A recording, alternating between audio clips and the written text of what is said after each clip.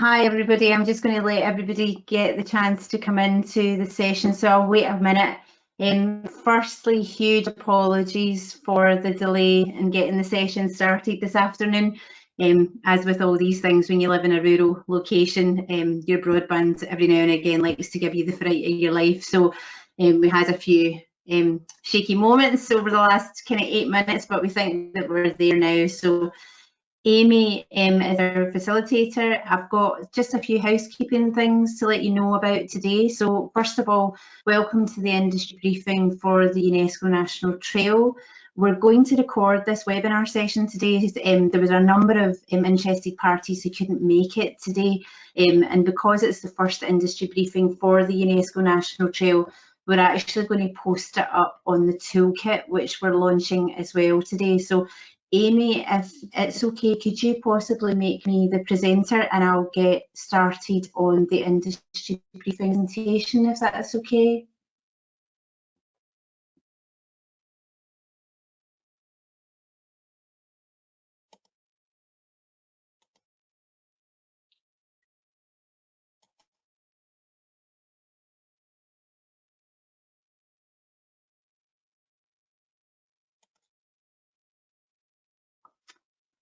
Okay, so firstly, good afternoon to everybody and welcome to the industry briefing on the UNESCO National Trail of Scotland project. I'm really delighted that you've joined us today for the very first industry briefing.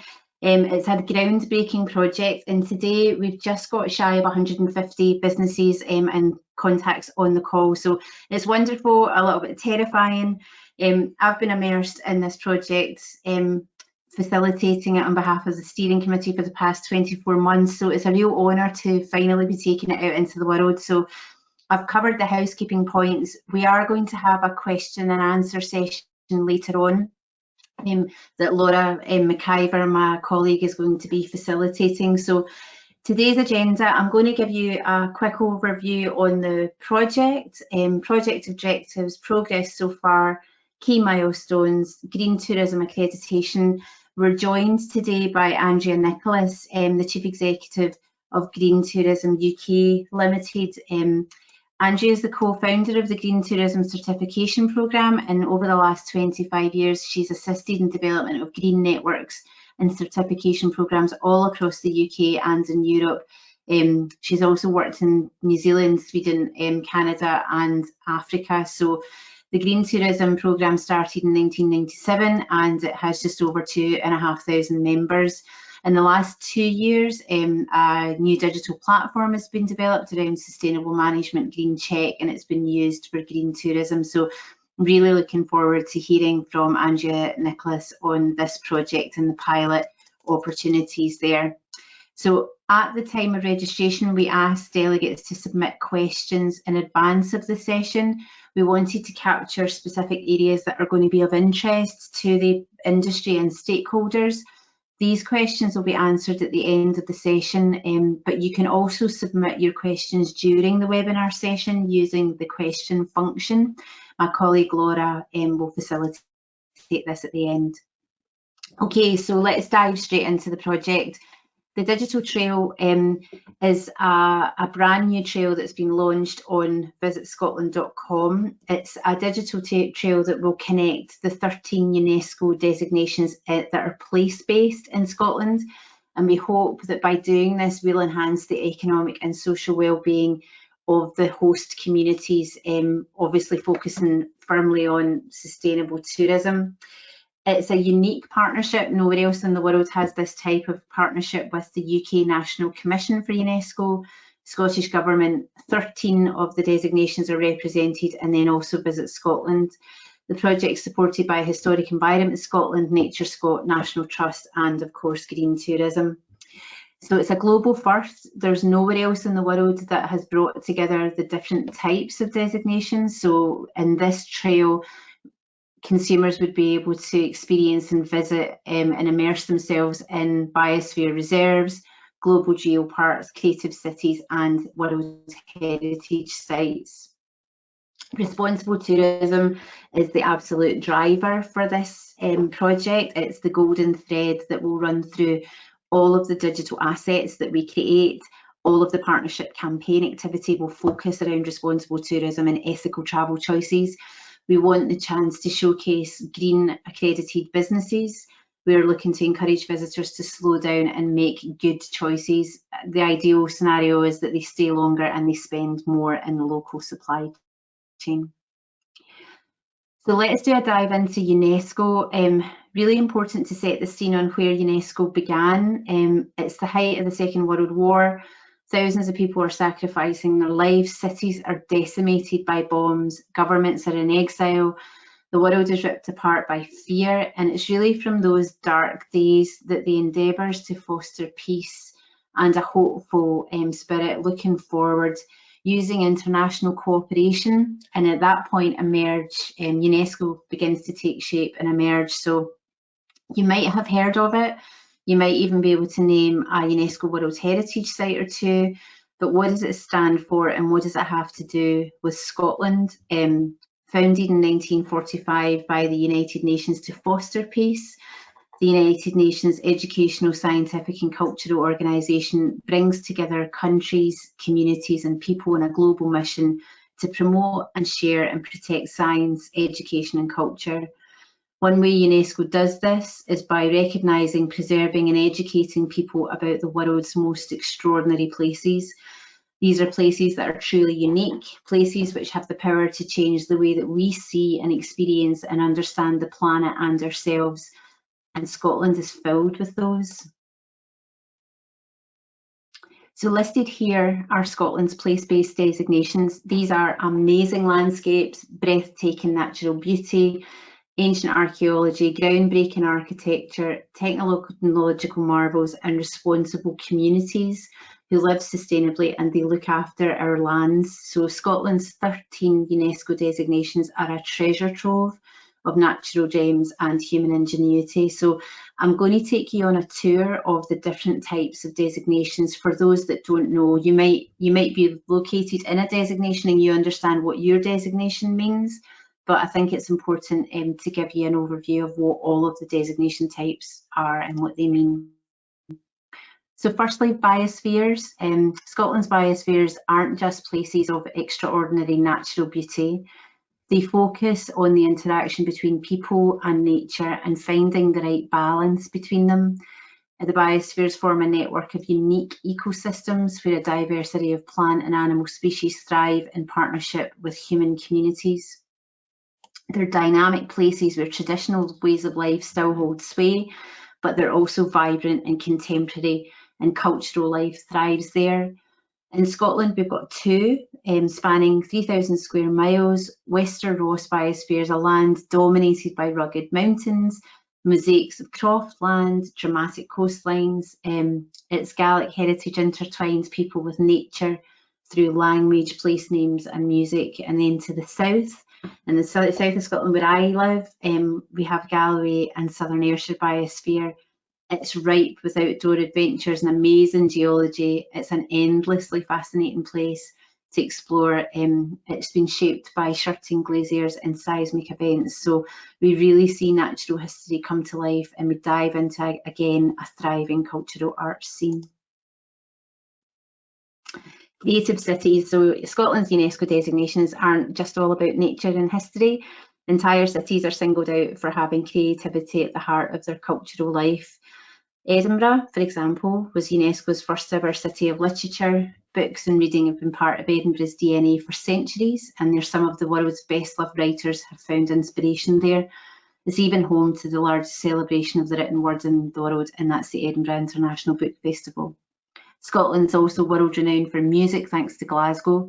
The first ever UNESCO City of Music has a burgeoning music scene, and it's been even known to host 130 music events a week. Legendary venues, some of the UK's most prestigious music and dance companies, orchestras and ensembles, a hugely entertaining busking scene and more. Music is without a doubt the heartbeat of Glasgow and the city. And then when it comes to design, Scotland has always held its own, particularly in Dundee, the UK's first ever city of design. The home of Desperate Dan, Grand Theft Auto and the first Victoria and Albert Museum outside of London. this compact city on the banks of Firth Tay packs a punch and has made major contributions to fields such as diverse as biotechnology, tech and fashion. And then global geoparks. So these are some of the lesser known designations, but they are no less majestic than the others. So they are blessed with a varied and dramatic landscape. Scotland's geology is genuinely a wonder to behold. Home to not one but two global geoparks in Scotland, we see some incredible geological sites, many of which are thought to be among the oldest and most precious in the world. So North West Highlands Geopark, it can be a bit like setting foot in a prehistoric era. It's regarded as one of the most remarkable landscapes on the planet, with some of the oldest rock formations in the world, and it's where the human race first began to understand how mountains were made. It's a place where people come to marvel at how our planet works. And then there's Shetland. So the whole archipelago is designated geopark thanks to geology that spans 3 billion years. It's known as the birthplace of the Atlantic Ocean, and you'll find genuine geological marvels and topography unique to the islands. It supports a rich biodiversity of flora and fauna, and it's one of the world's best bird watching locations in the world. And then on to World Heritage. So finally, our World Heritage sites. These are landmarks or areas that are of global culture. They're historic and scientifically significant. They're places that have moved the goalposts on innovation, really from the dawn of civilization to the present day, and we are blessed to have a range of them located across Scotland. So firstly, heart of Neolithic Orkney, you can see 6,000 years of human evolution laid bare at the archaeological treasure trove. We can uncover traces of one of the most ambitious constructions in ancient times at the Antonine Wall, a mighty fortification that marked the final frontier of the northerly Roman Empire. The Romans left, but the ideas of the classical world endured, and you can see this in Edinburgh, where the Scottish Enlightenment led to the expansion of the old and the new town. Progressive ideals of enlightenment are also evidenced in New Lanark, an 18th century mill that showed how industry could be a force for good through humane living and working conditions for workers. The iconic Fourth Rail Bridge, we all know it, we love it. It's been part of our upbringing from the moment that we had consciousness. So it spans the Firth of Forth. It's an immense railway testament to Scottish engineering, and it still remains the world's longest ever cantilever bridge. And then finally, St Kilda. So it's best described as a living fossil on the outermost edge of the Outer Hebrides. The secluded archipelago hosts the largest seabird colony in Europe, and it's been left almost untouched by the modern world. It's been crafted over millions of years by wind and ice and sea and thousands of years of human activity. So I thought it was important to give you a whistle-stop tour of what is it that we're actually talking about, what are these sites and why are they important.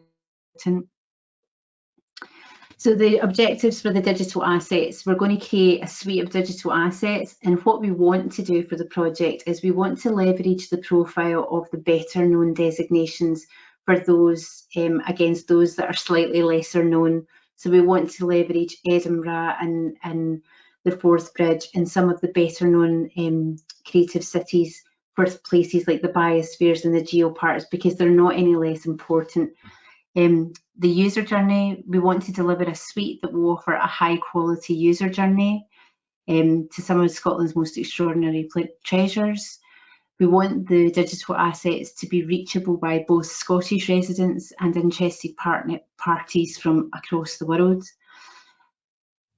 We're looking to increase the value of visitors to the sites. We want to have geographical spread of visitors across Scotland by leveraging the fact that this is a national trail and these sites are dotted across all of Scotland, and really deliver against the responsible tourism policies.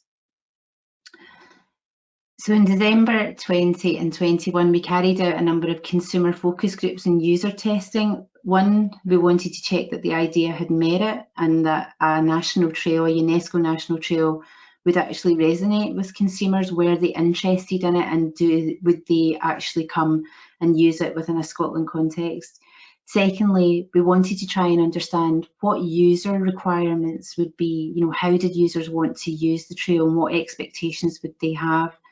So the results gave us a very steer clear, and combined with the objectives of the project, we came forward with the foundational proposition. The UNESCO National Trail of Scotland would be enlightening journeys through Scotland's extraordinary treasures. We then briefed into Whitespace, our creative agency. They had objectives which was around getting people that are seeking a staycation or holiday to feel inspired to sustainably explore the wonders of Scotland's culture and heritage, creating a user-friendly experience to immerse them. We did strategic consultation with the steering committee members, so the 13 designation reps who have got really incredible knowledge of the designations that they represent, and they know the stories of each of those designations. So what I've just explained and narrated to you around each of the designation types came from very detailed questionnaire process that we went through. So asset development, there's 4 key areas. So firstly, we want consumers to explore the trail. We want them to immerse themselves in the trail and to understand what it looks like. So we've created a beautiful landing page experience. It has a populated map which will show the locations of each of the designations in Scotland. Visually, this will help users to understand the volume of the sites and also their geographical spread. All the pages that we create at the moment are going to be housed within VisitScotland.com, and they'll be available both on PC and on mobile. To ensure accessibility has been taken into consideration, we will use map functionality, but then we'll also use listing functionality so that from an accessibility perspective, all users will be able to consume the new content and the new pages that we create. So secondly, designations. We wanted people to be able to take a deep dive. We wanted them to choose the designation and really get under the skin of it. One of the challenges that was identified through the user testing early on was that for anybody keen to try and plan a holiday or a trip using UNESCO as their key point of interest, the user experience was really fragmented. There wasn't a one-stop shop to help potential visitors to immerse themselves either in that specific designation or to connect them to the wider UNESCO picture that exists across Scotland. So all 13 designations will have their own dedicated page. Again, it will be available on mobile.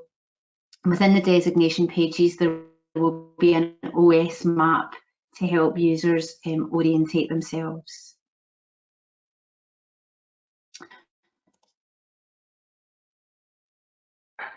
What you can see here is just some of the functionality for the trail. So you can see we talk about the connections that each of the designations have to the Sustainable Development Goals. We talk about the live music venues. You can see here on the right side, you've got support local businesses. So detailed information will be available for each of the designations. Beautiful images and photography have been briefed in as part of the projects. Photo shoots have been taking place over the last 6 weeks. The final shots we're postponing until September, when we hope to see a return of live events for Glasgow, so we can just get those final shots. We've paid particular attention to supporting local businesses, which will be green tourism accredited businesses, and then making sure that the project is 100% committed to responsible tourism. To be featured within the designation pages under that support local businesses segment, you will need to be green tourism accredited, and Andrea is going to tell you a little bit about how you'll go about that, and if you were interested in doing that going forward. So then planning your journey, this could be quite a complex thing to do, and we want to try and make it easy for the consumer. There are many different ways that you could experience the trail. For some, it might be the trip of a lifetime. It could be a 30 or a 35-day trip where they see all 13 designations in one go, and they really slow that down and they enjoy their time in Scotland. However, the user testing came back and told us that we might not have the opportunity to do that. So there might need to be a range of journeys for people that would be split into different ways. So the journey plans will feature beautiful images, tips of things to see and do, some suggestions on the duration and how long each section would be. And again, we'll want to connect community stories, so celebrating what's on your doorstep and spending more time in the local community. So a range of journeys will be created, covering topics such as the full trail. So there will be an end-to-end option with different start and finish points. There will be a UNESCO Trail for families. So how do you take an educational holiday that engages your kids and that you do really cool things in each of the designation locations? Responsible tourism for shorter trips. So not everyone will be able to come for a 35 day trip, but they might be able to come for a long weekend. So how do you do a section of the trail sustainably? And then we're also looking at 4 geographical suggestions, so North, South, Central and Islands, and they're all currently in development at the moment. They respond to user testing as well. Okay.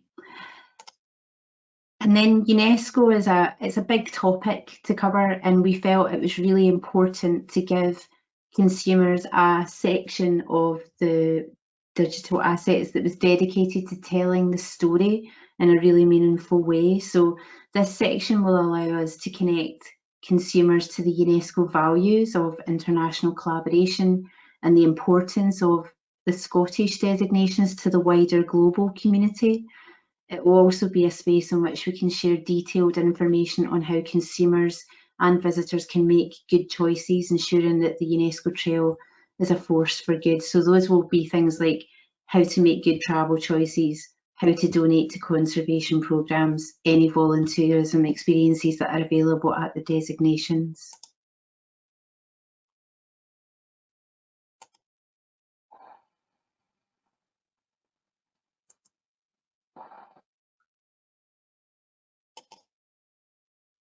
Okay. So in terms of key milestones, it starts today. So today we go out to you as the industry to let you have first sight of the UNESCO National Trail of Scotland, where the project's come from, why it was created, how it's responsible tourism integrity right through to how we will list businesses that are green accredited, and then looking forward at the opportunity. We aim to launch the digital assets in late summer this year on VisitScotland.com. We'll start to use the Visit Scotland owned channels, so that's our own email databases, our social platforms and our own core marketing activity from November 2021. And then we have a paid promotional campaign which will commence and go live from the end of February 2022. At the moment, based on insights and research, we're going to be targeting the UK domestic market, France and Germany, and that will commence from 2022. We'll incorporate the UNESCO National Trail of Scotland messaging into our core activity for other markets such as China and the US and Canada. There isn't a budget allocated towards those markets at the moment, but we do have budget allocated for France and for Germany. So in terms of partnership working, it's absolutely essential. At the moment, we're working in partnership with a number of travel providers and OTAs to look at eco-friendly travel products that will support and complement the UNESCO National Trail. We're in development discussions just now for direct to consumer products, things that they would be able to sell to a direct customer. And then early September, we'll start working with a collaborative group from the Scottish Destination Management Association board level group. So we're going to be working with tour operators to see, what kind of product they could create around the UNESCO National Trail. I'm going to hand over to Andrea Nicholas now from Green Tourism, just to give you the overview of green tourism and the support that's available as part of this as a pilot project. So hopefully that's going to work okay, Andrea. Let's hope so, Paula. Thanks for that brilliant introduction and an amazing project. So we're really excited to be able to be involved in what's happening with Scotland and with the UNESCO Trail. So good afternoon, everybody. Thanks for the introduction, Paula. Chief Executive of Green Tourism, and I was a co-founder right at the beginning in 1997. I'm going to start with just talking about what green tourism is and what it means to people. And sustainable tourism is a terminology that's used by many different people, and it generally means that it's about environmental best practice, but it's also about economic and social best practice as well. And you might have heard of the term ecotourism. Now, this is a terminology that's been around probably back into the 60s and 70s, 1960s and 70s, when people were very much into wildlife watching, and it's about sort of nature-based tourism. But more recently, responsible tourism and green tourism have come to take to mean more than just environmental and social. It's all about caring for the people that live in the destinations that people are visiting. It's about wanting to protect, conserve the destination that they're in, and it's about helping businesses to be more efficient, but also to be more responsible and to look after the people and the places and the planet. And then two new terminologies that have come along just in the last sort of few years is regenerative tourism and transformational tourism. And here we're seeing a trend where the visitors themselves actually want to get involved in helping to conserve the destination. So Booking.com did some research that showed 86% of travellers globally would be really happy when they're on holiday to get involved with some kind of conservation or sustainability project, whether it's litter cleaning on the beach or planting some trees or doing something with a local school. So these are new terminologies. I just wanted to highlight that there's lots of different ways to come at green tourism, and those are just some suggestions. There's also been considerable trends in different types of travel over the last few years, and a lot of interest in doing it in a slower way and a more responsible way. So you might have heard of the term, I'm not going to try and pronounce it, but flight shame, which started in Sweden a few years ago around sort of the Greta campaigns and everything. And this was really about people feeling quite guilty about travelling by plane. So that's something that's become of interest to people. Surge in slow travel. So we've seen a growing number of tour operators that are looking at train, public transport, and no flights. So there's a new company called Byway that's come out that's got some great flight-free holidays in the UK. They go to the Scottish Highlands, but also in Europe. And climate neutral trips. So people are actually using this terminology in their bookings and in their publications and in their promotion. And I think we've also seen a trend over the last few years for people being more mindful and wanting to experience things in a slower and more healthy way, and engaging more with the local, wanting to live like a local or eat like a local and have an authentic experience, and really try and get to know the residents and understand their history and their backgrounds. And then there's been obviously a considerable interest about the reduction of single-use plastics and single-use items. This was obviously a very popular thing just before COVID hit, and unfortunately COVID has turned that around a little bit at the moment, and I know that that's something we've all got to be careful about around health and safety and single wrapping and everything. But there's lots and lots of research going on at the moment to look at how we can develop products that are biodegradable and compostable, so that we don't have to rely on plastics for keeping things clean and secure. And then the last item there's around about tourism declares a climate emergency. So you may have heard that your local authority or a big company has declared a climate emergency. Well, there is actually an organisation now which calls themselves Tourism Declares, and they've declared a climate emergency. And basically it's a public commitment to reducing your carbon footprint. We've got a great page on our website with a toolkit on it that helps you understand what you have to do, how to make a declaration, how to then develop an action plan to reduce your carbon footprint, and how you can get promotion and how you can use that in your communication with your visitors to show them that you're doing something. I mentioned COVID. Yes, it has been devastating for everybody, and a terrible situation for the industry generally. But what we are seeing is there's a demand for a green recovery, and even through the pandemic, there was research done. So the EU Commission did some research just on consumer trends, and what they found that was even during the pandemic, people were looking to buy products that were better for the environment, even if they cost more. And generally, there's been a trend around people understanding that through COVID, that actually the health of people and the health of the planet are very interconnected. And this is driving that kind of demand for a green recovery. The Mori poll showed that 65% of people globally definitely think that climate change should be prioritised in the economic recovery. And an American survey showed that if a business was putting profit over people, that actually people would lose trust in that brand.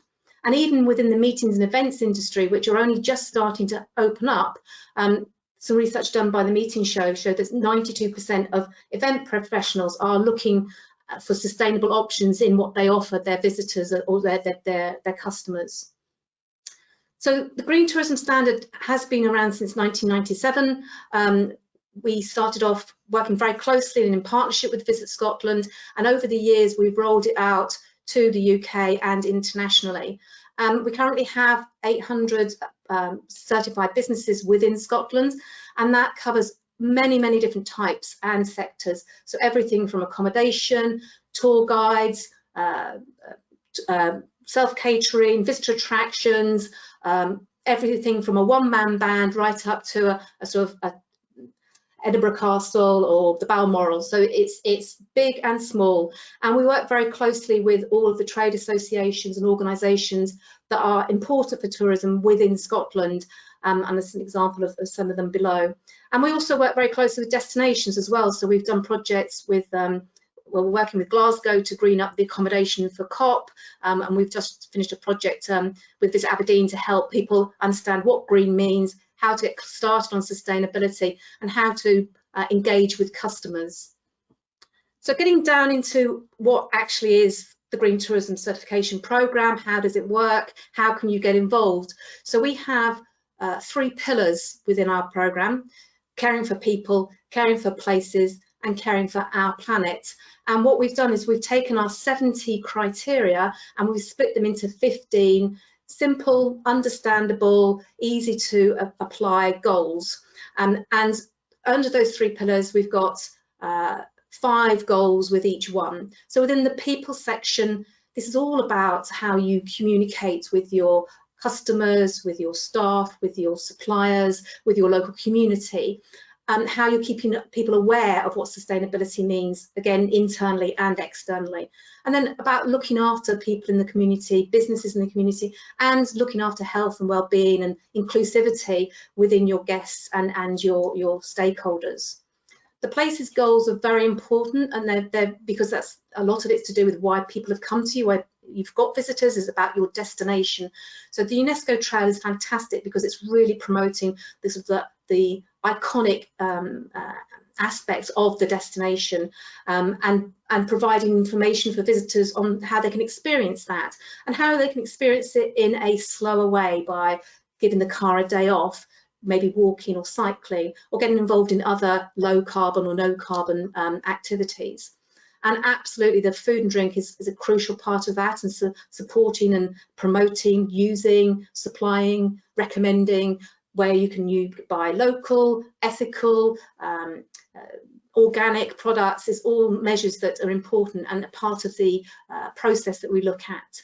And biodiversity is also important, so looking at how you can encourage biodiversity on your own grounds if you've got them in your own garden, whether it's small things like leaving a piece of grass for wildflowers or putting in bird feeders, or looking at how you can do things outside your grounds by supporting a wildlife charity, or putting on education for your visitors on, you know, what birds can they see from the window whilst they're eating their breakfast. So it's many different things that you can do.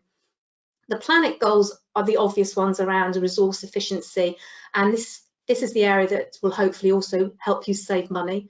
So we're looking at giving you advice and support and guidance on reducing your energy, water conservation, waste, and that includes food waste as well. And then that carbon footprint, as ever, really important. And then reduction of chemicals, because, you know, the high use of chemicals is affecting lots of things, including biodiversity. So there's a very wide range of criteria within those 15 goals, and each of our goals have been aligned to the United Nations Sustainable Development Goals, which Paula mentioned earlier. So we've got that alignment, so you can start reporting on what you're doing to your visitors. In order to make this process as easy as possible, we've created a Green Check portal, an online tool for you to use to help you to prepare for your green tourism assessment. It has an interactive dashboard which displays all of the goals, and you can see there's a scoring underneath it, so you can see in real time how you're achieving how you're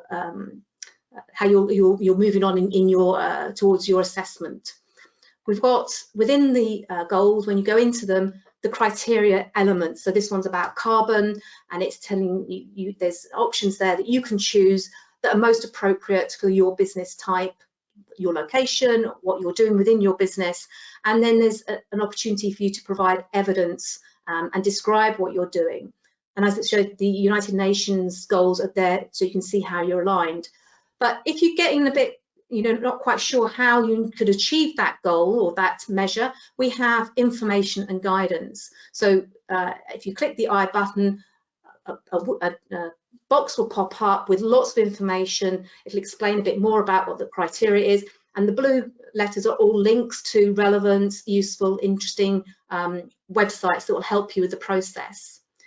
We've also got an interactive help button, which is basically like an online chat, if you like. You can send a query to our assessment team, to our technical team, and ask for more information, and they will reply back to you within a couple of days, give you the information, and everything that you've asked that is kept within the tool, so you can always go back and refer to it, or when you have new staff come along, they can look at see what's happened in the past. We've also got an action plan, so as you're working your way through the goals, you'll be either prompted because you haven't done something, or you can add it yourself to the action plan. And that allows you to keep a running record of where you're at, what still needs to be done. It can be edited, you can assign it to different users, so that the whole company, the whole business can get involved in the process, and you can move it from identified, in progress, completed, and even the completed ones are stored, so you will always keep a record of what you've done, and you can always refer back to them. And as I mentioned, the SDGs are in there as well. And if you're unsure about, when you're ready to, you then submit for your assessment, and it will give, again, a pop-up will come up to say, are you ready for your assessment? And you say, yes, I'm ready for my assessment, and you click yep, and you move on from that. When you're ready for your assessment, you click to say you're ready for verification. That's when the assessor will start talking to you about the kind of information you've provided. They'll go for a review with you. They'll ask for additional information.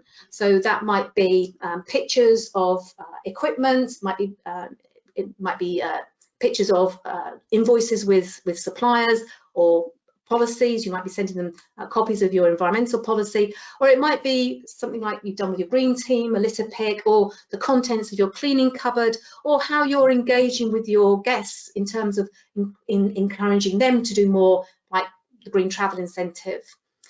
Once the discussions and everything and all the additional evidence has been compiled, the assessor will review the scoring and confirm what award you've got. So if you achieve over 40, it would be bronze, over 65, it would be silver, and over 80, it would be gold. And once your award is confirmed, you'll be sent an assessment report, which has a summary in it, has a list of recommendations, and it has an action plan in it, so you can start working on that again, back on the Green Check portal, that will be there for you to use. As soon as your assessment has been confirmed, you go back onto that and you can update the information based on what your assessor has recommended. And then the reassessment happens every 1 to 3 years. The technical support team is there at all times. The office hours are 9 till 5, Monday to Friday, but we will pick up things as soon as we can and get back to you. And all of them, the assessors are actually trained to industry standards, so UK standards for IEMA, which is the Environmental Auditors Standard. And also we can provide things on advice on training, we can webinars, and if there's something that we don't know the answer to and we absolutely don't know everything, then we will make sure that we let you know that and say we'll go away and find out and come back and tell you. We have got 25 years experience. I think the team between them have probably seen almost everything, but there's always more and new things to learn.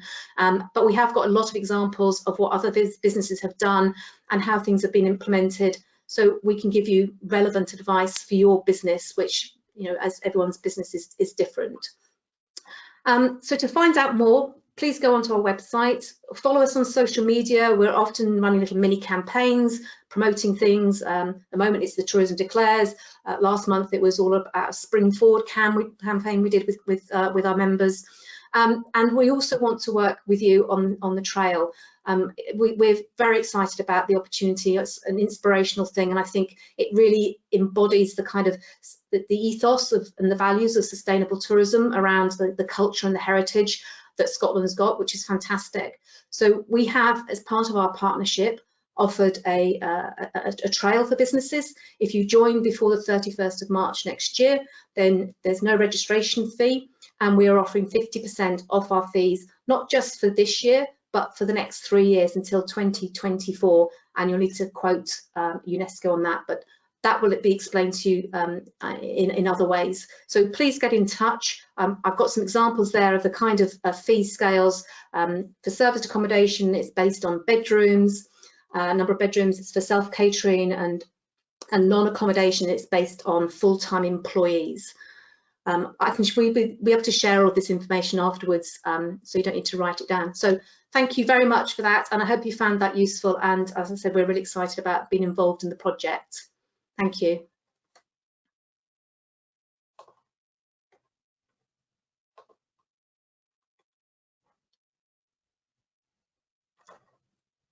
Thank you.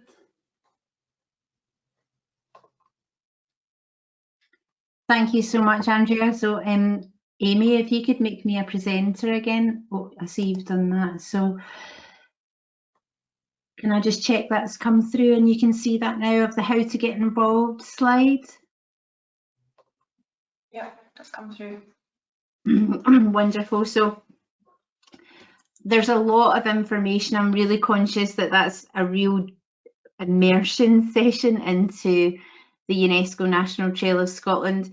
There's some key bits of information I just want to pull your attention to. So there are ways to get involved with the trail. Today at 2 o'clock, when the webinar started, we launched our industry toolkit, which gives you all of the background information on the trail and the different types of designations. Andrea mentioned the special pilot rates that have been put together for UNESCO. So there's also funding support that's been secured as part of the net zero pathway work that Visit Scotland have been doing in partnership with Scottish Government and the enterprise agencies. So we have secured funding for any businesses that currently are not green tourism accredited and haven't been involved in that programme before. There will be funding available for you to take that step and become a green tourism accredited business. If you're interested in that funding support to pay for your fees and to put towards your fees, please drop your interest through to inquiries at green-tourism.com. Andrea and Diane and the team at Green Tourism will then take it from there. We're just working out the logistics of that, but it's looking likely that it will be a voucher scheme, potentially up to the value of £300 per business, that would be available for that funding support. The other elements of how to get involved, so know your designation and factor it into your digital content. The toolkit has got top tips on how to maximise your own VisitScotland.com listing. If you don't have a VisitScotland.com listing, I would highly recommend that you go and get one. There's 2 qualification steps to being able to be involved in the trail and pulled through into the content that's being created digitally. Firstly, you would need to have a listing on VisitScotland.com. It's completely free to do that. And secondly, you would need to be Green Tourism accredited. And as I said, there is funding support to be able to make that happen. So make a plan, hopefully, to promote your UNESCO designation and connect into your designation reps where they have that structure available, and factor it into your 2022 activity if you want to be part of this really exciting responsible tourism project. I'm going to move on to the Q&A session now, if that's okay. So I'll stop. Amy, could you stop making me a presenter and I'll turn my webcam on, if that's okay? And then we can start to take some questions if that's helpful for people. Hi there.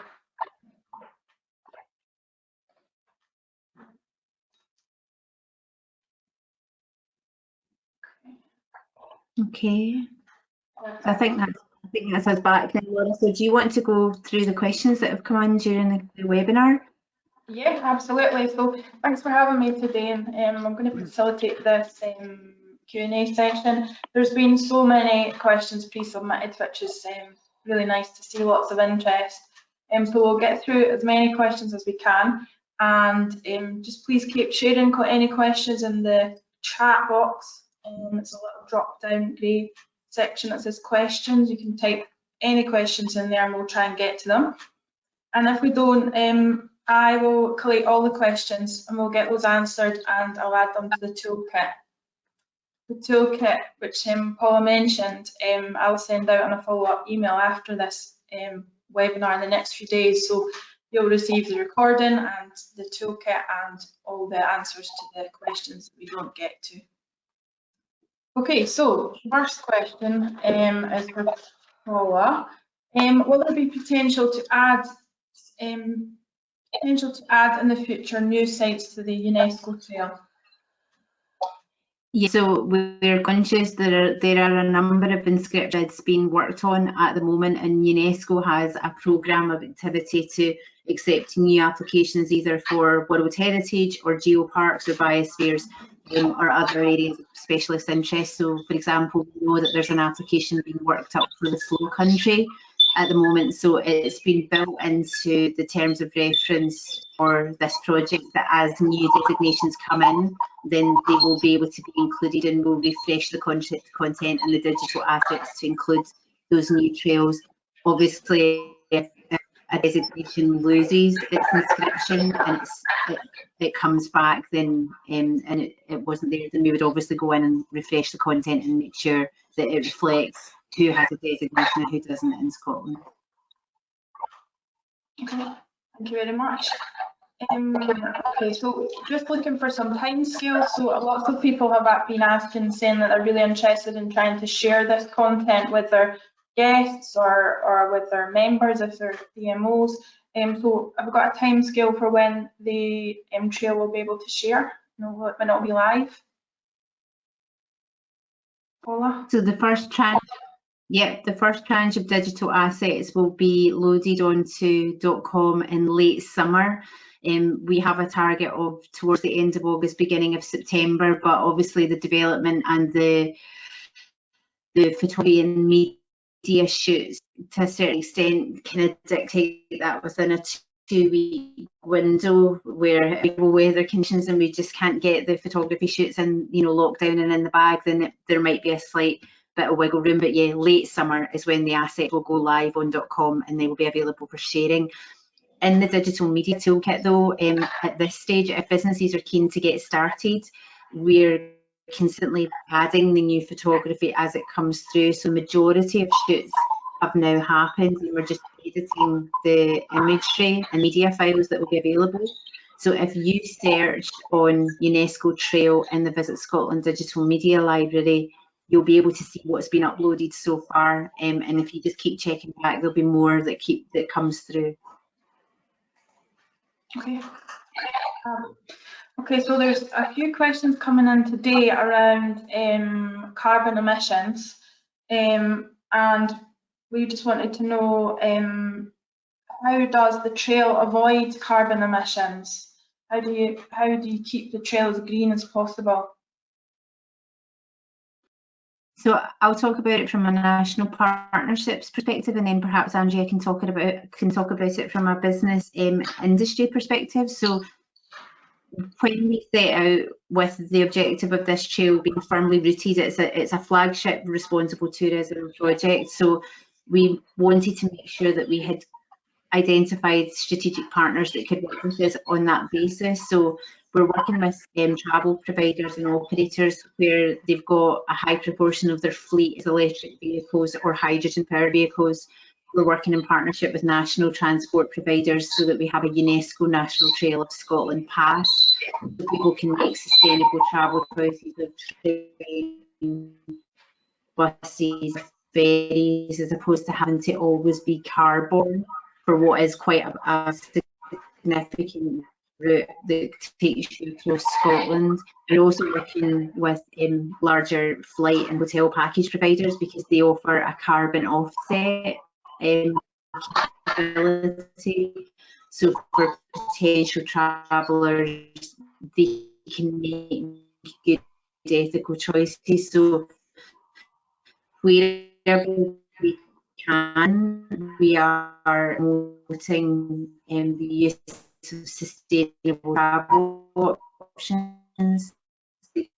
So if you go to one of the biospheres and worlds or gardens and ayrshire, I'm just going to interrupt. If you wouldn't mind just turning your camera off, we'll still be able to hear you, and we want to hear what you're saying. It's so important, but I think your bandwidth's suffering. So trying to mirror the digital assets to influence consumer behaviours and to remain as low down carbon consumption as we can. We fully appreciate everyone with their cars. It's not possible that Scotland's design. Okay. Okay. We can come back to that there and update that in the text format. But did you have anything else to add to that, Andrea? I was just going to say that as I explained, in terms of our sustainability goals, we've got a couple that reflect on carbon and travel, and it's very important that we give the businesses the right kind of advice around how they can influence their visitors and their guests, how they can look at carbon offsetting or carbon managing any emissions from their own business, but also from within from their customers. So we will be given advice and support and recommendations on how businesses can help to reduce their own carbon, carbon manage it, invest in renewables and things like that, but also help influence their guests and visitors to use lower carbon options when they're travelling.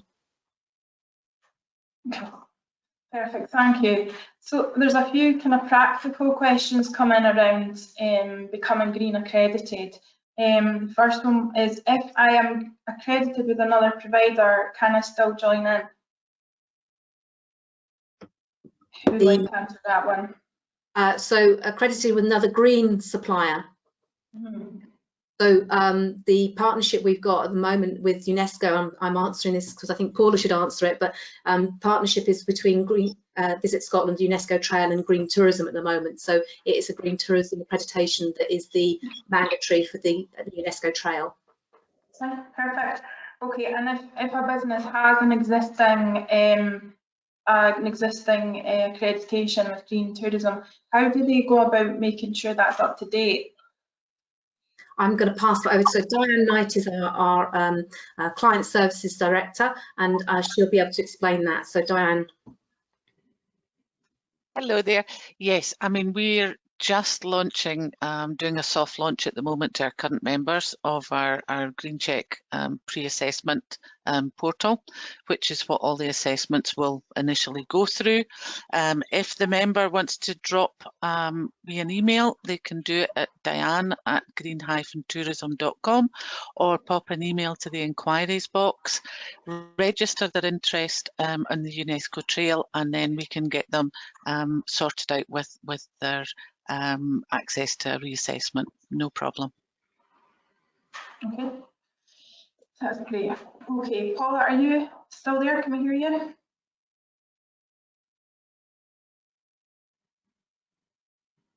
No, Paula. Okay, there's a controversial question coming for you, Andrea. What is green tourism's opinion on whether tourism is a blight or a blessing? Very good, interesting. Thanks, whoever gave me that one. I think it's a blessing if it's responsible tourism. I think that people want to travel. It's part of our DNA to want to investigate, to explore, to experience new things. We all want to do that. And I don't think that should be stopped. And I think tourism is a massive opportunity to share fantastic assets that destinations have, whether it's the people or the food or the landscape. So, and tourism is a force for good, because it does show people how other people can live, and people can learn from that. And you know, some of the examples I gave in my presentation, we are seeing the consumer wanting to be more responsible. So I think it is an absolute blessing, but I think my absolute wish would be that tourism in the future is sustainable tourism. There's no like sustainable tourism and tourism or responsible tourism. It's just tourism is responsible, and that I think is what globally I'm hearing from colleagues and peers and from other destinations, that this is where we're going. We have to look at how we can reduce the impact of tourism on the planet for everyone's sake, but actually please don't stop tourism. We need to, as human beings, have the experience and fantastic opportunities to see how other people live and see how the destinations are. So I think that tourism in the future needs to just be responsible without having the responsible at the beginning. That's what tourism is. Okay, perfect. Okay, so that's we've got a few other questions that have come in, but we're kind of just running out of time there. And Paula's broadband, and as she said, it's a rural location she lives in, so apologies for that.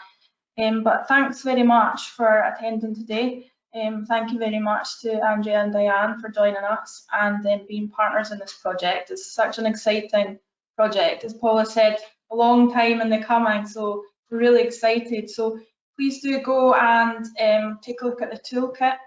As I say, I'll send out some information on that. That'll be in the follow-up email soon as.